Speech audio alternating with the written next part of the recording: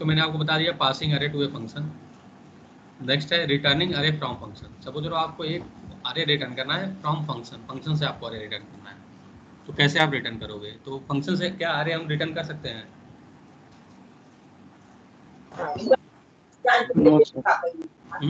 क्योंकि जब भी आप कोई एक फंक्शन बनाते हो तो क्या लिखते हो यहाँ पे, वाइड अप, और जब भी इसके अंदर कुछ भी रिटर्न करते हो तो आप क्या करते हो, रिटर्न और यहाँ ए लिखते हो। तो ये मतलब क्या है, आइदर एक वैल्यू, मतलब ये जो है आइदर कोई एक वैल्यू रिटर्न कर सकता है या एक एड्रेस रिटर्न कर सकता है। क्लियर है ना? इसके अलावा कुछ और रिटर्न कर सकता है? तो लेट्स नो, कोई और पॉसिबिलिटी है कि हम कुछ और रिटर्न करा सकते हैं? No sir. तो अगर हमें एक अरे को रिटर्न कराना हो तो कैसे कराएंगे? जैसे हम चाहते हैं सर कि ऐड के बेस एड्रेस तो हम इसको चाहते हैं कि रिटर्न जो फंक्शन एफ है वो एक अरे रिटर्न करे जिसकी साइज 3 हो। ये फिक्स है कि साइज 3 ही होगी और एक अरे रिटर्न करे। तो इसको कैसे करेंगे? या सपोज मैं चाहता हूँ कि एरे जो फंक्शन एफ है ये के साइज का अरे रिटर्न करे। अब के सपोज यूजर द्वारा डिफाइन किया गया कि क्या हो, कुछ भी हो सकता है के की वैल्यू। तो कैसे करेंगे एनीवन? तो एक तरीका क्या हुआ कि हम कुछ जाएं ऐसे, मतलब सपोज कि यहाँ एक मेन फंक्शन मैंने बनाया, ठीक है, और यहाँ से मैंने फंक्शन कॉल किया। सपोज मैंने यहाँ एक वेरिएबल लिया इंट के इक्वल टू, सपोज मैंने 5 लिया था यहाँ फंक्शन, और के मैंने पास कर दिया। अब यहाँ जाएँ तो के हमें रिटर्न करे। अब यहाँ जो भी रिटर्न टाइप हो यहाँ हम फंक्शन लिखेंगे और यहाँ इंट के जाएगा। तो हम यहाँ क्या करेंगे, हमें अगर अरे रिटर्न करना हो तो आप क्या सोच रहे हो कि यहाँ कुछ हम ऐसे बना देंगे, इंट के बना दें और इसको रिटर्न करना, मान लो इसका बेस एड्रेस हमें रिटर्न करना है क्योंकि के तो मालूम ही है क्या है। तो सपोज हमें यहाँ बेस एड्रेस रिटर्न करना था, हमें क्या लिखें, यहाँ इंट स्टार लिख दें क्योंकि इंट स्टार क्या होगा, बेस एड्रेस होगा। यहाँ रिटर्न कर दें रिटर्न और यहाँ ए कर दें, तो हमें बेस एड्रेस मिल जाएगा और क्या होगा, के की वैल्यू मालूम है तो कितने एलिमेंट है उससे हम एक्सेस कर लेंगे। तो क्या इससे पॉसिबल है कि नहीं? सर है, बट फंक्शन को सर पैरेंथेसिस में लिखेंगे ना। फंक्शन को पैरेंथेसिस में तो लिखा गया है, देखो इंट स्टार एफ, और यहाँ एफ इंट के लिखा मैंने, उसके बाद आपका करली मैसेज लगाया हूँ और यहाँ ये सब चीज़ें हैं। यहाँ भी पैरेंथेसिस में फंक्शन को कॉल किया ही गया है। तो कैसे करेंगे एनीवन, कोई आपको बता सकता है कि अगर हमें एक अरे रिटर्न करना है के साइज़ का, कि ऑलरेडी हम जिस फंक्शन से कॉल करेंगे उसमें डिफाइंड है के की वैल्यू क्या है, तो कैसे रिटर्न करेंगे एनीवन? मेन में भी एक पॉइंट ले रहे हैं, क्या करें? मेन में भी एक पॉइंट लेके वहाँ से मेन में क्या करें, क्या ले लें हम मेन में? मेन में int star is equal to f के लिखते हैं। मेन में हम लिख दें स्टार पी इक्वल टू क्या लिख दें, FK। मतलब यहाँ कह रहे हो कि int star p equal to f. तो ठीक है, मान लो आप पॉइंटर रिटर्न करेगा, आपने यहाँ कर दिया, तो क्या ये रिटर्न हो जाएगा ए में जो भी वैल्यू होगी? तो करके देखते हैं जो आप कह रहे हो, लेट अस सी। तो सपोज हमें फंक्शन रिटर्न करना है, मतलब पॉइंटर रिटर्न करना है आपको। तो आपने क्या किया, यहाँ इसी को चेंज करते हैं। मान लो मैंने इंट के लिखा और यहाँ मैंने लिखा star e equal to f, और यहाँ मैंने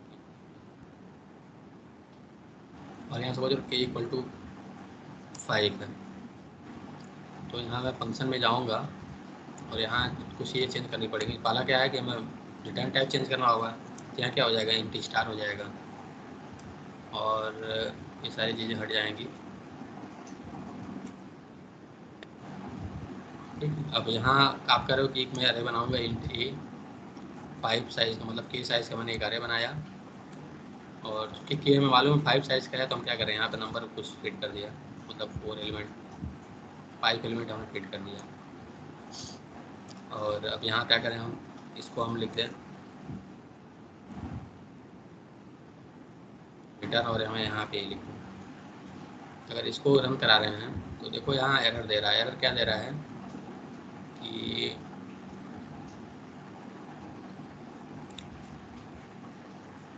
यहाँ के दिया हुआ है।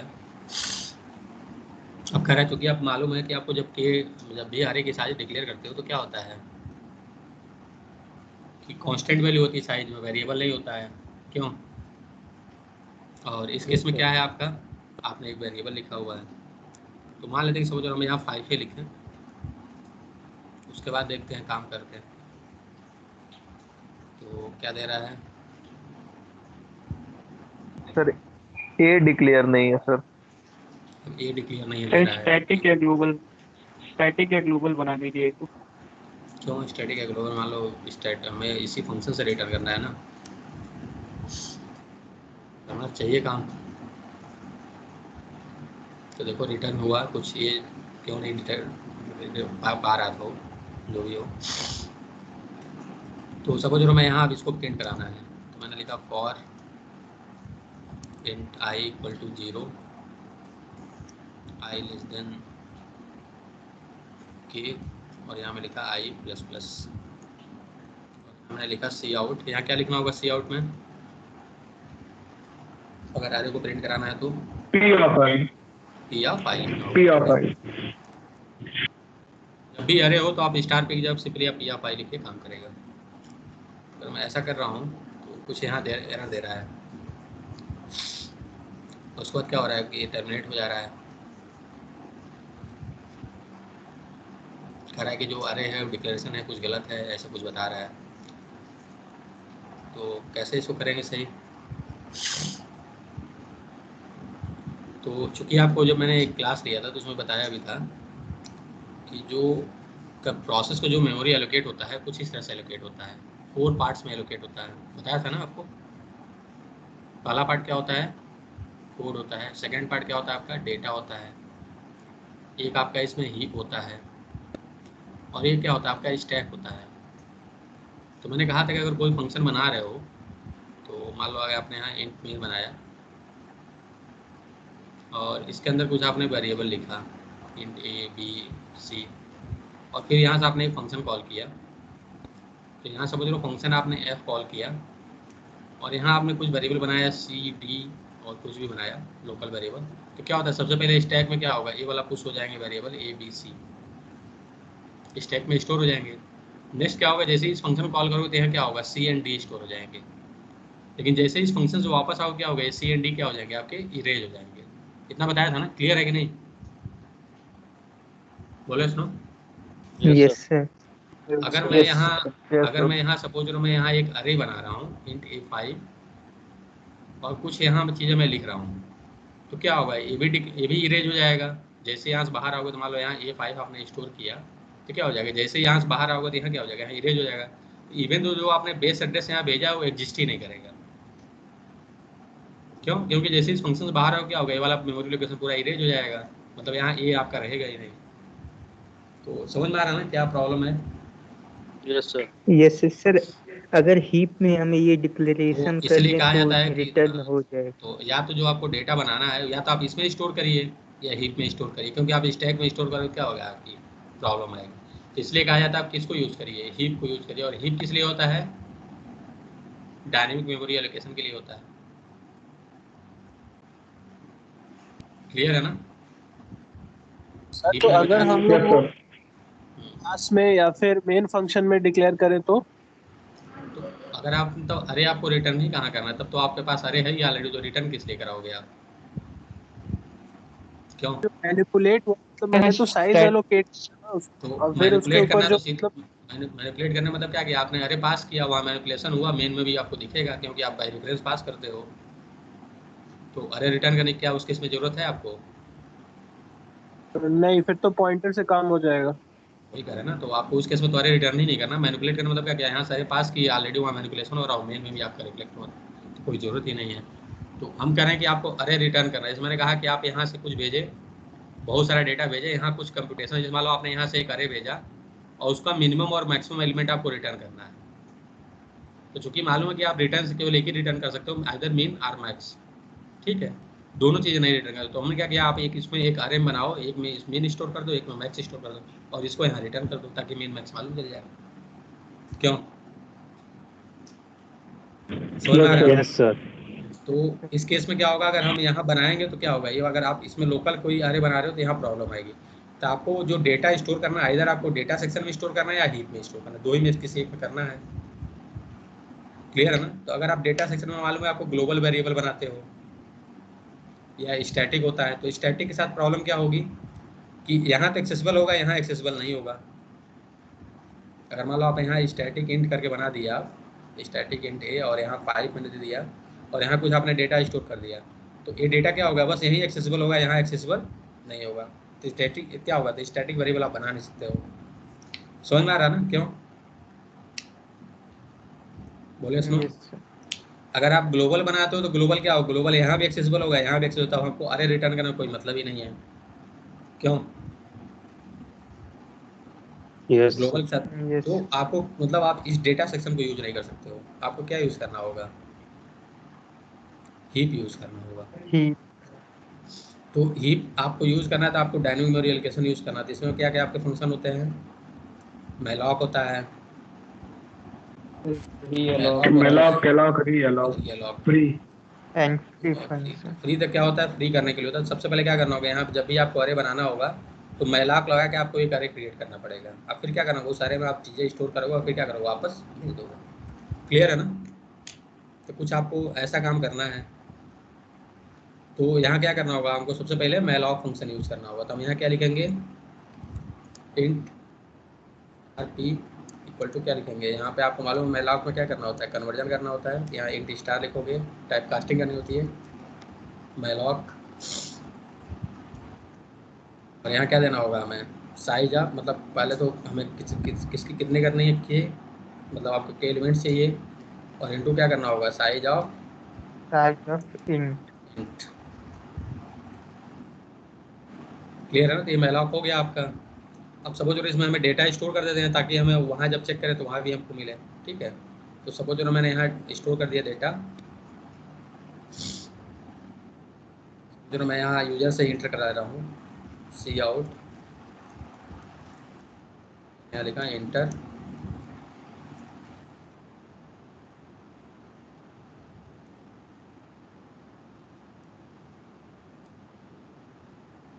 अरे एलिमेंट्स, मैं यहाँ एक लूप चला दूंगा for i equal to 0, i less than k, और यहाँ i प्लस प्लस हो गया। यहाँ मैं लिखा सी इन, स्टोर कर देंगे ई ऑफ आई।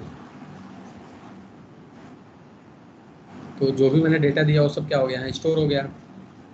क्लियर है? अब मैं यहाँ से इसको रिटर्न कर दिया हूँ, और जब यहाँ से रिटर्न कर दूंगा तो किस में आएगा, ये p वेरिएबल में आएगा। p के जब मान लो यहाँ मैंने x कर दिया, तो यहाँ क्या होगा, x आप i से एक्सेस करोगे तो क्या होगा, आपको एक्सेसिबल होगा। क्लियर है ना? समझ में आ रहा है कि नहीं मैं क्या कह रहा हूँ? यस। अगर इसको रन कराओगे तो मान लो मैंने जो अरे एलिमेंट्स एंटर किया, तो मैंने 10 एंटर किया, 11 एंटर किया, 12, 13, 14 और 15।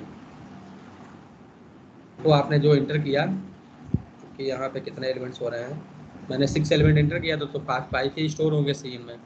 तो क्या होंगे आपके 10 से लेके 14 तक स्टोर हुए, और जब यहाँ आप प्रिंट करा रहे हो तो 10 से लेके 14 तक आपके प्रिंट हो रहे हैं। क्लियर है ना? तो अरे कैसे रिटर्न करेंगे, इसमें कोई डाउट आप लोगों को? क्यों? No sir. तो समझ में आ रहा No, है ना sir. क्यों मैलॉक यूज़ करते हैं, क्यों डायनेमिक मेमोरी एलोकेशन का क्या रीजन है? कि क्लियर है ना आपको? Yes sir. ठीक है, तो आप जब भी आपको फंक्शन मतलब फंक्शन से अरे रिटर्न करना हो तो आपको मालूम चाहिए ऐसे करना है। तो आपके दो चीज़ें हो गई, पहला क्या हो गया, passing array to a function, और returning array from a function. Next है passing structure to a function. हाँ सर स्टैक और हीप तो एक्सेस कर लिया, अगर डेटा में एक्सेस करना होगा तो उसका क्या प्रोसीजर है? डेटा में केवल दो ही चीज़ें स्टोर होती हैं, इधर ग्लोबल वेरिएबल स्टोर होती हैं या स्टैटिक वेरिएबल स्टोर होती हैं। तो जो भी स्टैटिक और ग्लोबल वेरिएबल होते हैं वो डेटा सेक्शन में होते हैं। ठीक है, तो वहाँ से आप जब भी ग्लोबल स्टैटिक बनाओगे तो उसी में स्टोर होता है, वही से एक्सेसिबल होते हैं। क्लियर है ना? तो इसलिए मैं कहता हूँ कि जो प्रोसेस होते 4 पार्ट होते हैं, सबके अलग अलग काम है, तो सबका अलग अलग आपको बता ही दिया कि हीप जो है डायनेमिक मेमोरी के लिए हो गया, जो स्टैक हुआ वो ऑटो वेरिएबल्स को स्टोर करता है, और ग्लोबल और स्टैटिक वेरिएबल्स किस पे स्टोर होते हैं, डेटा सेक्शन में। कोड सेक्शन में क्या होता है, आपके इंस्ट्रक्शंस होते हैं केवल। ठीक है, और कोई डाउट है? एनी अदर डाउट बताइए।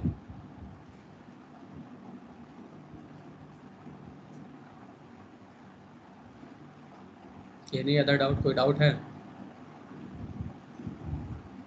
सर एक थोड़ा सा अलग डाउट है। जैसे हम लोग सी आउट में जैसे हम लोग जब सी में करते थे तो प्रिंट एफ में फ्लोट वगैरह या फिर डबल को हम लोग राउंड अप कर देते थे ना, तो परसेंट के बगल में 0.3 या 0.4 लिख के करते थे, तो उसको सी आउट में कैसे करेंगे?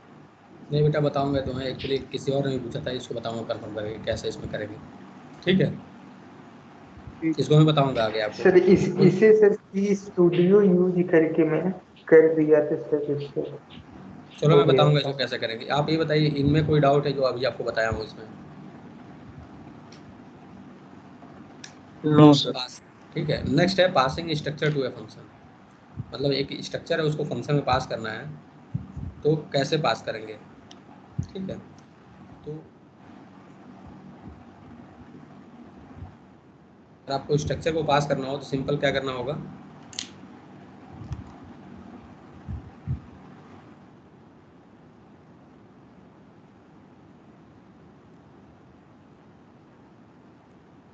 इस केस में आप सिंपल, आप जैसे आप कोई जनरल वेरिएबल पास करते हो वैसे आप स्ट्रक्चर पास करोगे।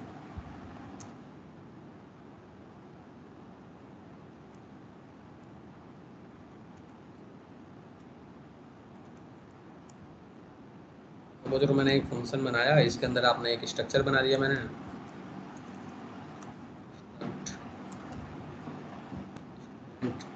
उनका मैंने एक स्ट्रक्चर बना दिया।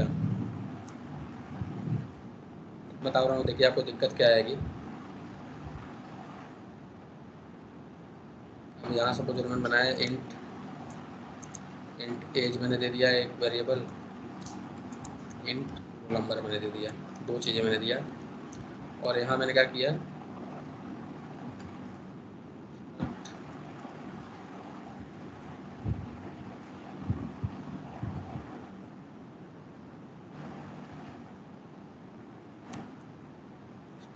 सपोज मैंने एस बनाया और इसके अंदर जो वैल्यू स्टोर करना था मैंने कर दिया 25, और सपोज रोल नंबर है 2020, दो चीज़ें स्टोर कर दिया। अब एक मैंने फंक्शन बनाया है जिसमें मैंने इसको पास किया एस। ठीक है, अब हमें फंक्शन का सबसे पहले डिफिनेशन लिखना होगा।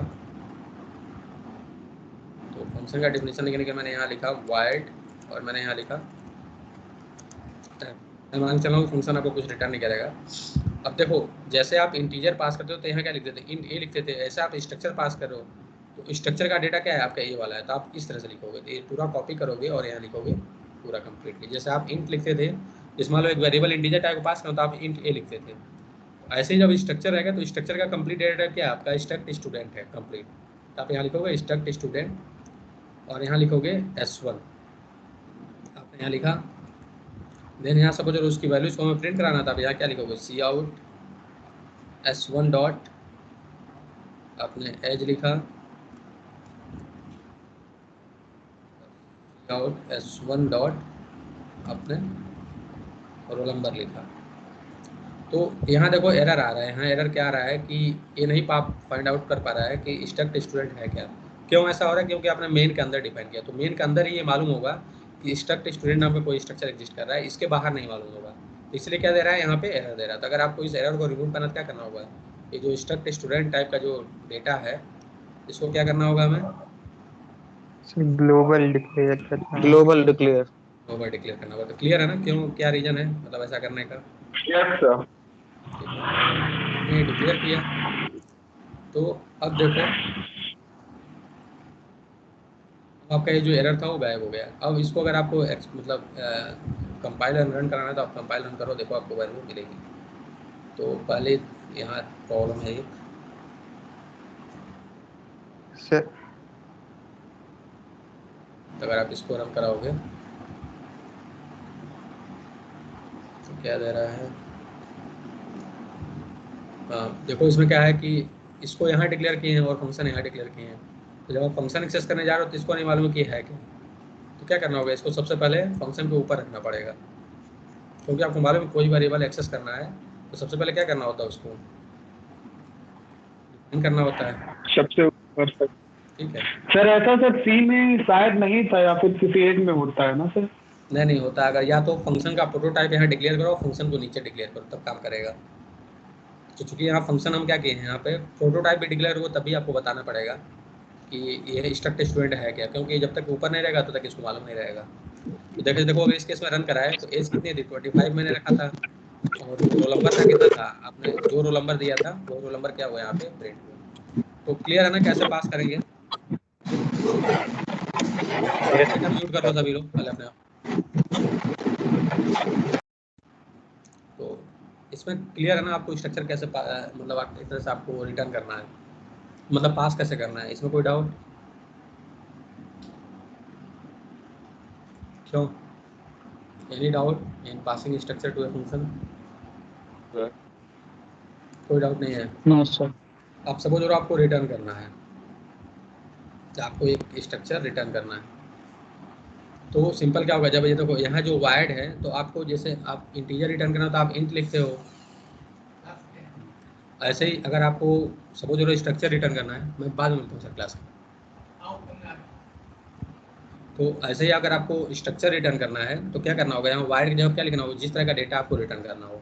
जैसे आपको इंटीजर रिटर्न करना हो तो यहाँ क्या लिख देते, आप इंटीजर लिख देते क्योंकि, लेकिन अब इस केस में क्या करना है, आपको एक स्ट्रक्चर रिटर्न करना है, तो स्ट्रक्चर का डेटा टाइप क्या है आपका, ये वाला है, तो आपको यहाँ क्या करना होगा, जो डेटा टाइप स्ट्रक्चर का होगा वो आपको यहाँ पे लिखना होगा। क्लियर है ना, बोले? Yes sir.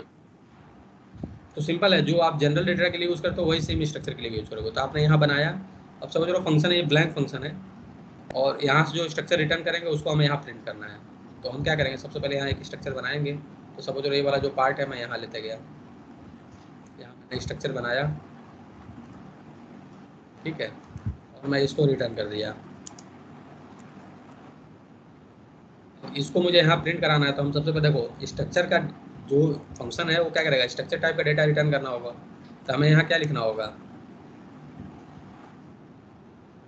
स्टूडेंट लिखना होगा, और यहाँ उसका एक वेरिएबल बना, क्योंकि जिस तरह का डेटा रिटर्न करेगा फंक्शन उसी तरह का डेटा हमको स्टोर करना पड़ेगा। तो हमने क्या किया, यहाँ पे स्टूडेंट नाम का एक वेरिएबल स्टू इक्वल टू मैंने ऐसे लिखा हुआ, ये स्टू नाम का एक वेरिएबल क्रिएट हुआ स्ट्रक्ट स्टूडेंट, जो ये डेटा रिटर्न करा उसको क्या किया, उसने फोल्ड कर लिया। अब इसको हमें प्रिंट कराना था, यहाँ क्या लिखेंगे, सी आउट, और यहाँ पे सेम वही लिखेंगे STU डॉट, आपने एज प्रिंट करा दिया, फिर यहाँ STU डॉट आपने यहाँ रोल नंबर प्रिंट करा दिया। ठीक है, अगर आप इसको रन कराओगे तो देखो जो आपने बनाया था वही आपको मिलेगा। तो जो आपने डेटा यहाँ स्ट्रक्चर में क्या दिया था, एज 25 दिया था, और आपने रोल नंबर कितना दिया था, ये दिया था, तो वही देखो इसको यहाँ मिल रहा है और ये आपको प्रिंट करना है। तो स्ट्रक्चर कैसे रिटर्न करेंगे, कैसे पास करेंगे, इसमें एनी डाउट? बोले स्नो? No sir. कोई डाउट नहीं। तो अब क्या है कि अगला जो आपका टॉपिक है जो इसमें हम लोग डिस्कस कर रहे थे, तो ये दो चीज़ें हो गई, passing structure to a function और returning structure from a function. Next है passing array of structure to a function और returning array of structure from a function. ठीक है, तो अगर सपोज एक अरे ऑफ स्ट्रक्चर है उसको हमें पास करना है, तो इस केस में क्या करना होगा, मान लो सपोज कि ये जो स्ट्रक्ट स्टूडेंट है, तो इसको अभी हटाते हैं यहाँ से।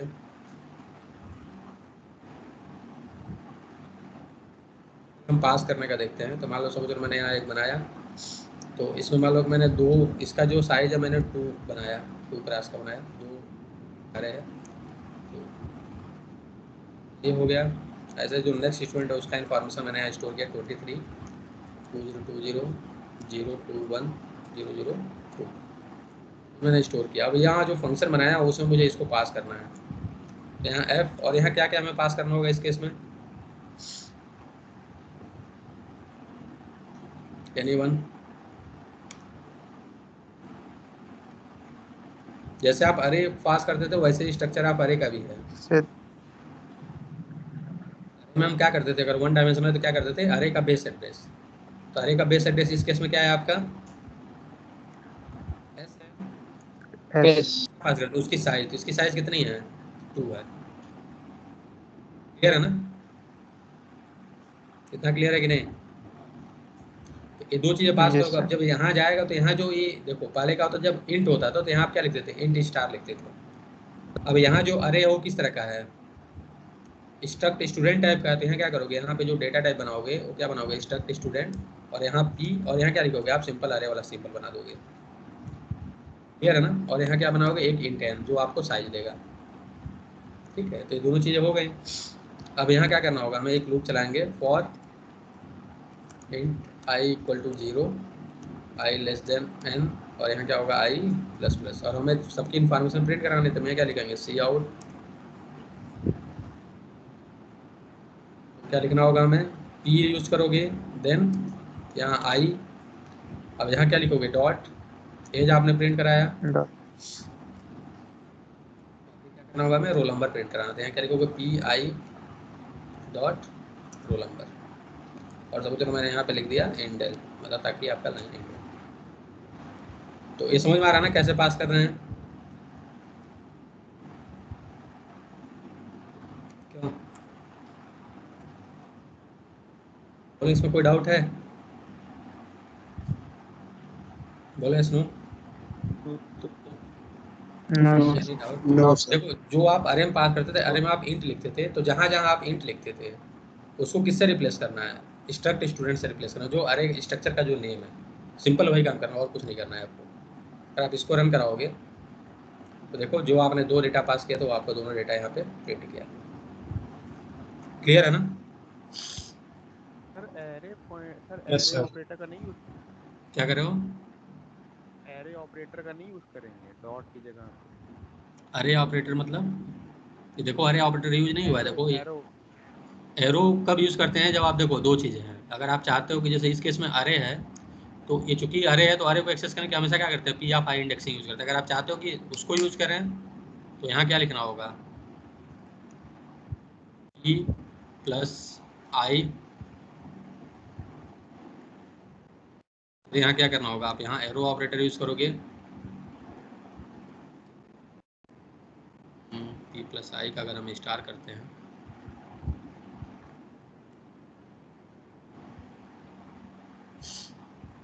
कुछ यहाँ दे रहा है must be pointer to a type int,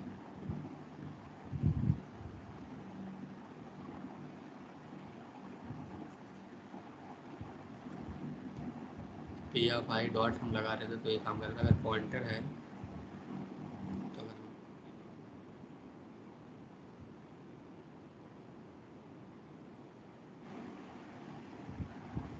उसकी ओके,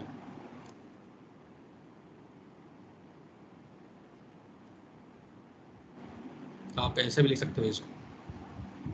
अगर आप चाहते हो कि नहीं आप पॉइंटर यूज़ करना चाहते हो तो यहाँ क्या लिखो, पी प्लस आई, यहाँ पे यूज़ करो। ठीक है, तो देखो आपको सेम वैल्यू मिलेगी। लेकिन बेटर है जब आप अरे यूज़ करो तो सिंपल क्या करो, आप इसको डॉट ही ऑपरेटर यूज़ करो, और सिंपल क्या करो आप, जैसे आप अरे एक्सेस करते थे मेन में, वैसे ही आप एक्सेस यहाँ भी करो आप। ठीक है, क्लियर है ना? प्लस नो, जैसे देखो अभी हमने डॉट जब लगाया तो क्या किया था, देखो जब एक पॉइंटर होता है तो पॉइंटर के थ्रू एक्सेस करना तो क्या करते हैं, हम पी लिखते हैं और एरो ऑपरेटर और एट्रीब्यूट नेम लिखते हैं। तो जब हमें यहाँ पॉइंटर के थ्रू एक्सेस करना है तो हमें क्या करना है, अगर हमें पी प्लस आई मतलब क्या होता है, नेक्स्ट पॉइंटर एड्रेस देगा, तो हमें स्टार ना लगा क्या करना होगा, बस एरो ऑपरेटर और एज लिखेंगे। तो मतलब इसको अगर हमें रिप्लेस करना है तो सिंपली यहाँ पे क्या लिखो आप, पी पी प्लस आई आप लिखो, और यहाँ क्या लिखो आप, यहाँ पे एरो ऑपरेटर लिखो। ठीक है, तो ये दोनों इक्विवेलेंट है, अगर आप इनको भी रन कराओ तो काम करेंगे। तो कोई डाउट है इसमें और बताओ, any other doubt? No sir. कोई डाउट नहीं है। तो ये हो गया कि कैसे आप अरे आप स्ट्रक्चर किसी फंक्शन में पास करोगे। नेक्स्ट है रिटर्न करना। तो रिटर्न करने के लिए क्या करना होगा हमें, जैसे आपने उसमें यूज़ किया था रिटर्निंग आ रहे, वैसे ही क्या करना होगा, यहाँ भी यूज़ करना होगा। तो यहाँ क्या करना होगा बताओ? सर वॉइड को पहले चेंज करेंगे स्ट्रक्ट स्टूडेंट टाइप में। उसके तो बाद वाइड सर को हमने चेंज डायनामिक किया, मेमोरी एलोकेशन का जो तो वाइड को यहाँ स्टार रहेगा कि बस स्ट्रक्ट स्टूडेंट रहेगा? सर स्टार रहेगा स्टार ना, ही रहेगा। ठीक है। और यहाँ से क्या होगा, ये वाली यस चीज़ें सर, हट जाएंगी, इंट एन केवल हो गया। यस सर, और यहाँ सब जो मैंने इंट एन डिफाइन कर दिया, एन हो गया, इंट एन इक्वल टू सब जो मैंने 2 ही किया। तो यहाँ जब फंक्शन कॉल करेंगे तो यहाँ तो सबसे पहले क्या होगा, यहाँ 2 रहेगा, और यहाँ क्या लिखना होगा हमें, struct student star star p equal to, मैंने कुछ ऐसे कर दिया। क्लियर है ना? जो रिटर्न करेगा, क्योंकि ये इस तरह का डेटा रिटर्न करेगा तो आपको स्ट्रक्ट स्टूडेंट स्टार लिखना होगा, पी आपने वेरिएबल ने दिया और जो आपने फंक्शन कॉल किया हो गया। अब यहाँ क्या करना होगा हमें, सबसे पहले डायनेमिक मेमोरी एलोकेशन यूज़ करना होगा। तो यहाँ क्या लिखना होगा, struct student star s equal to, फिर यहाँ टाइप कास्टिंग करनी होगी। यस यहाँ क्या लिखोगे, मैलॉक। अब देखो यहाँ एन हो जाएगा इनटू, यहाँ क्या हो जाएगा, साइज ऑफ, और साइज आप किसका होगा, स्ट्रक्ट स्टूडेंट सर, ठीक स्ट्रक्ट है, स्टूडेंट। क्लियर है ना? तो ये आपका बन गया। अब क्या करना है, इसमें डेटा स्टोर करना है। तो मान लो मैंने जो डेटा स्टोर करनी है मैं सिंपल यहाँ मैनुअल कर दे रहा हूँ। तो S0 डॉट, मैंने यहाँ एज इक्वल टू कितना कर दिया, 25। यहाँ मैंने ऐसे S0 dot roll number equal to 2020 मैंने कर दिया, 021001। ऐसे मैंने S1 के लिए भी डेटा स्टोर कर दिया, S1 dot age equal to suppose मैंने 23 कर दिया। देन मैंने किया S1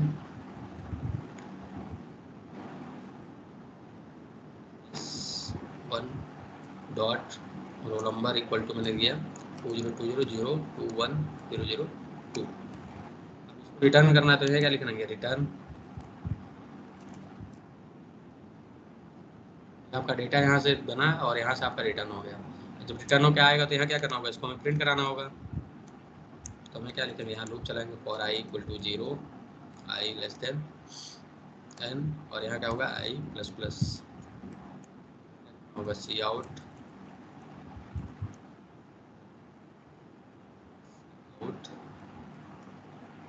यहाँ लिखेंगे हम लोग, क्या लिखेंगे हम, p क्या होगा, आई डॉट एज हो गया, p of i dot roll number क्या होगा, इंटर। दो चीज़ें हो गई। अगर इसको रन कराओगे तो देखो क्या हो रहा है, जो आपने वहाँ मतलब जो भी डेटा स्टोर किया था फंक्शन में, अरे में, अरे आप स्ट्रक्चर में, वही आपको क्या मिल रहा है, आपको यहाँ पे मेन फंक्शन मिल रहा है। तो समझ में आ रहा है ना कैसे करेंगे? एनी डाउट इसमें?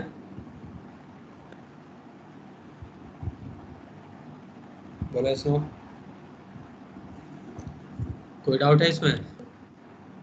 No sir. ये आपको सारी चीज़ हमको लगता है कि क्लियर हो गई होगी कि फंक्शन में कब कैसे पास करेंगे, क्या रिटर्न करेंगे, कैसे करना होगा, आप कैसे करोगे। इसमें कोई डाउट नहीं है ना? No sir. ठीक है, तो ये आपका फंक्शन का पार्ट ओवर हो गया। तो इसमें नेक्स्ट क्लास में एक बार हम लोग इनम देख लेंगे, देन हम लोग कंप्लीट आप C++ स्टार्ट करेंगे। तो ये बेसिक आपका C कवर हो जाएगा, तो जो आपके C++ में यूज होना है। तो हम लोग इनम बताएंगे, इनम के बाद कुछ इसमें एक इनलाइन फंक्शन होता है